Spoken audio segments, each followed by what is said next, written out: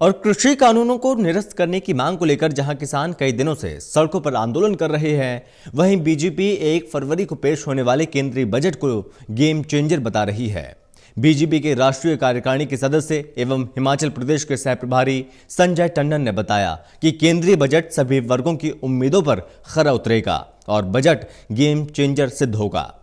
इस बारे में खास बातचीत की हमारे संवाददाता अनिल कुमार ने बीजेपी के राष्ट्रीय कार्यकारिणी के सदस्य संजय टंडन से।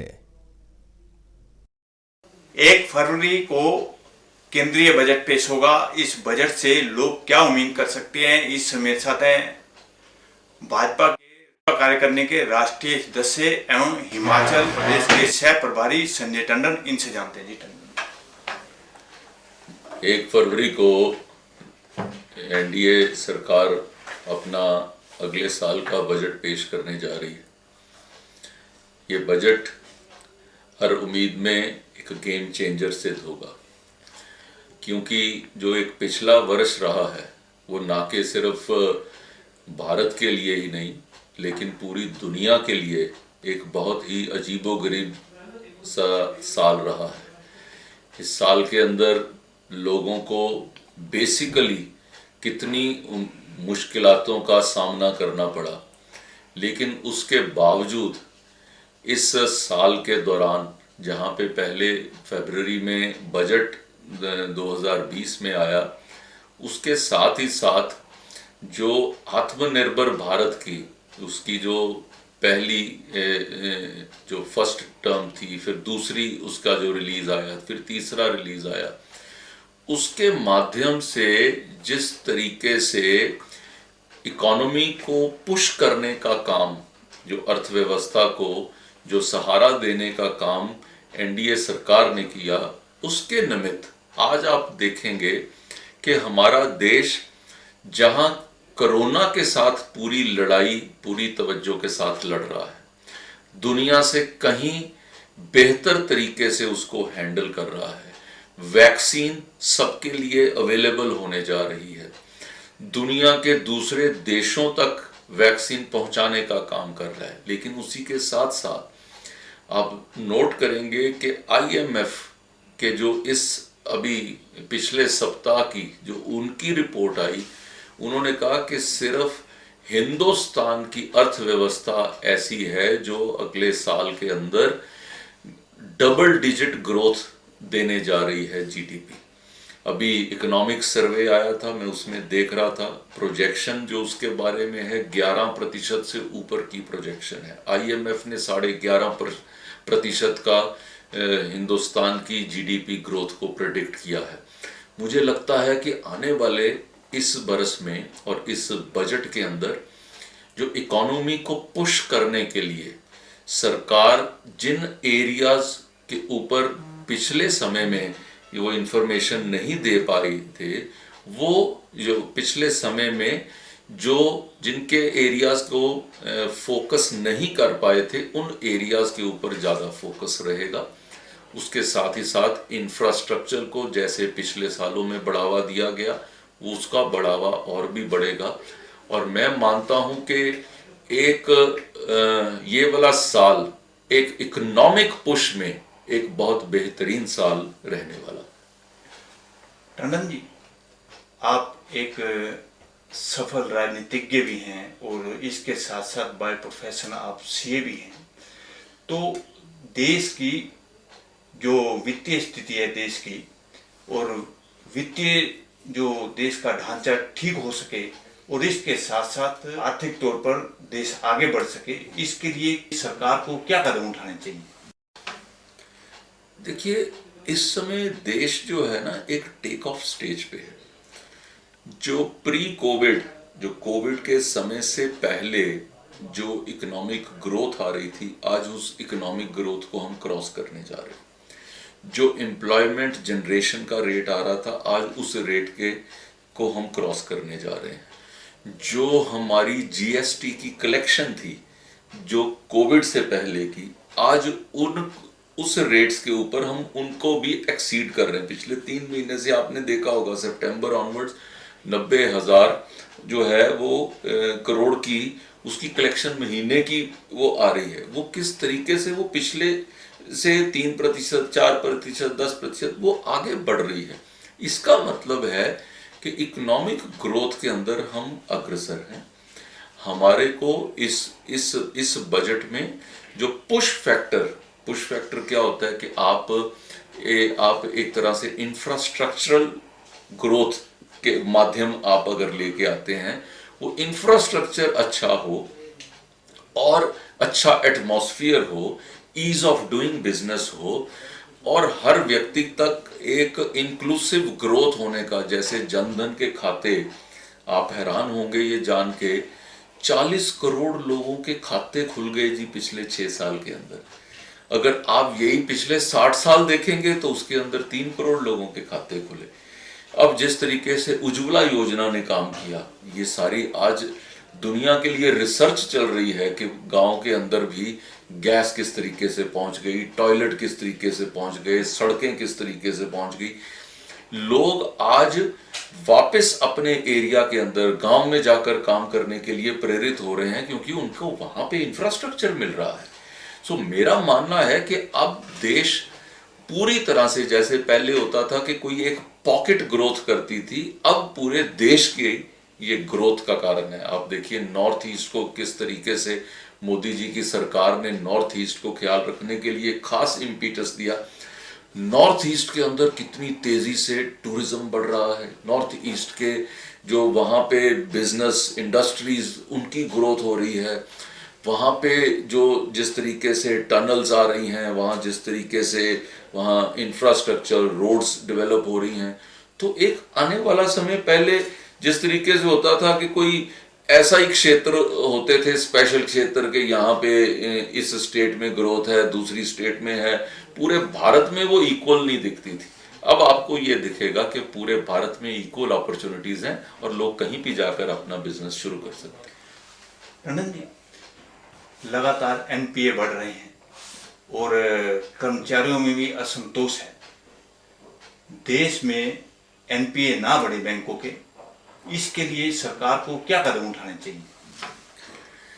देखिए, आपने अगर ये पिछले 2 महीने के अंदर अगर आपने इस चीज को देखा हो, बैंकों के रिजल्ट्स को, तो आप जानेंगे कि बैंकों के प्रॉफिट, सारे बैंकों के प्रॉफिट बढ़े। अगर उधर एनपीए बढ़ते होते तो प्रॉफिट ना बढ़ते, क्योंकि एनपीए तो प्रॉफिट को घटाता है। दूसरी चीज क्या है, एक स्तर के ऊपर लाइन खींच के कि जब कांग्रेस सरकार ने उस समय क्या किया कि जो लोगों को करोड़ों रुपए में ऐसे लोन बांटे, जैसे वो बंदर बांट होती है उस तरीके से, तो वो वाला उसका एक इफेक्ट आया था। लेकिन आज बैंक्स कंसोलिडेटेड हो गए हैं। आप देखिए, जो बैंकों के मर्जर्स की बात जो पिछले 20 सालों से चल रही थी, वो मर्जर की बात हुई तो ये मोदी जी की सरकार के अंतर्गत हुई।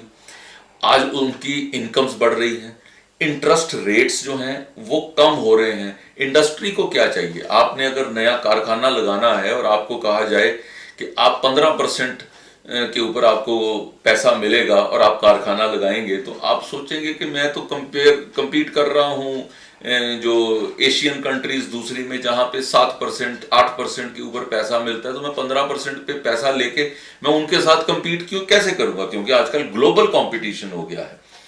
उसके बारे में आप देखेंगे कि आज आपको 7% पे पैसा हिंदुस्तान में मिलना शुरू हो गया। आज बैंक्स जो है वो उनके प्राइम लेंडिंग जो रेट्स हैं वो रेट 7-8% के आजू बाजू में आ रहे हैं। तो व्यक्ति को जब वो पैसा यहाँ पे इस रेट पे मिलता है तो वो क्यों नहीं काम करेगा, वो आगे वो उससे खपत और पैदा करेगा। सो पैसे की सप्लाई जो है वो मार्केट में है, यहाँ तक कि वेंडर्स तक जो है, हमने पैसे की सप्लाई उनके भी वहां पर लोन देने के लिए हमने उसके भी प्रावधान लाए हैं।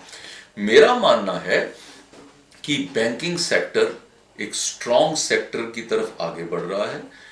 The worst part of banking sector of the NPAs जो कांग्रेस सरकार के समय के थे, that part is over. Now we are looking at new growth. Tandon ji, एक बेरोजगारी सबसे बड़ा इस समय इशू है और विपक्ष भी लगातार सरकार पर सवाल उठाते आया है कि लगातार बेरोजगारी बढ़ रही है। तो जो बजट पेश होने जा रहा है, इस बजट में क्या कोई असर नजर आएगा जिससे बेरोजगारी दूर हो सके? मैंने आपके ये सवाल का जवाब वैसे मैं अपनी पिछली बात में दे चुका हूं, लेकिन फिर भी इस चीज को आप इस दृष्टि से देखिए, इंफ्रास्ट्रक्चर बढ़ता है तो बिजनेस बढ़ता है, बिजनेस बढ़ता है तो बेरोजगारी कम होती है। दूसरी चीज, फंड्स मिलते हैं, फंड्स की अवेलेबिलिटी होती है तो बिजनेसमैन बिजनेस खड़ा करता है, बिजनेस खड़ा करता है तो वो लोगों को हायर करता है, तब बेरोजगारी कम होती है। तीसरा, इंफ्रास्ट्रक्चर की डेवलपमेंट करने के लिए जब सरकार की फंडिंग आती है, एक किलोमीटर की सड़क बनाने के लिए उसके अंदर भी कम से कम 1000 लोग उसके अंदर इन्वॉल्व होते हैं। अगर आप उस दृष्टि से आप देखते हैं तो जब ये ग्रोथ पैटर्न आपको ये सारे एक के बाद एक दिखेंगे, आपको दिखेगा कि किस तरीके से ये बढ़ रही है हमारी जो जिसको कहा जा सकता है एम्प्लॉयमेंट्स जनरेशन के जो तरीके हैं वो बढ़ रहे हैं। सरकार उसके प्रति जागरूक है।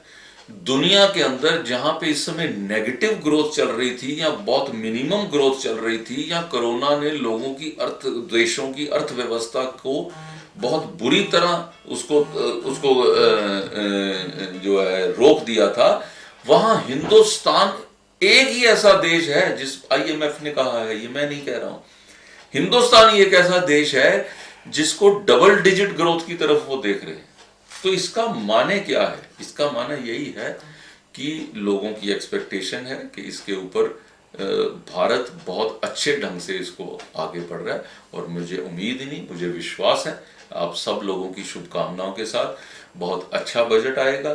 बजट जो है वो आगे जो लोगों को आगे बढ़ाने वाला होगा, देश को आगे बढ़ाने वाला होगा, वो स्वावलंबी होगा, वो आत्मनिर्भर होगा, वो जो देश के अंदर इंफ्रास्ट्रक्चर को क्रिएट करेगा, वो देश के अंदर जो जिन लोगों तक पैसा नहीं पहुंचा है उन पॉकेट्स तक पैसा पहुंचाने का काम करेगा, जिन लोगों के पास जो अपॉर्चुनिटीज नहीं पहुंची हैं उनको अपॉर्चुनिटीज को बढ़ाने का काम करेगा।